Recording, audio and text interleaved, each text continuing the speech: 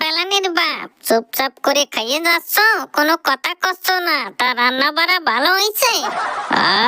একেবারে অসাধারণ, এত ভালো হয়েছে মনে হচ্ছে তোমার হাত দুইখানেও চাটিয়ে খাই। বঙ্গের কথা না কইয়ে তাড়াতাড়ি গেলে টেলে কাজে যাও। কাজে না যাইয়ে বাড়ি বসে হাত চাটাচাটি করতেছে। যাও কাজে যাও। দেখছো, নিজে কিন্তু আমার দ্বারে শুনলো যে রান্না বাড়া কিরম হইছে। আমি যখনই কলাম ভালো হইছে, তাতে বলে আমি বঙ্গের কথা করছি। এই সমস্ত বিটিগির সাথে কেমায় পারবা?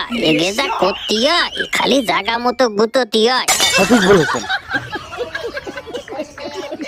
এক্সকিউজ মি ফেলানির বাপ, কথাবার্তা ঠিক করে কইও। তুমি কোয়ানে জায়গা মতো গুতো দিবা? ভাবছো আমি কিছু বুঝিনি? খুব বুঝি, ভুলে যাইয়ে না। তুমি যে স্কুলের ছাত্র, এক সময় আমি ওই স্কুলের ম্যাডাম ছিলাম।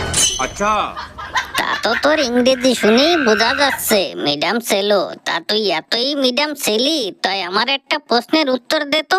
কত? 10-এর পরে 11 হয়, 11-র পরে 12 হয়, তাই বিয়ের পরে কি হয়?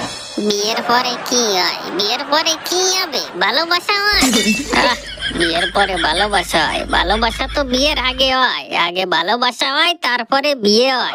আচ্ছা, তাহলে আর বাদ থাকলো কি? তুমি কও বিয়ের পরে কি হয়?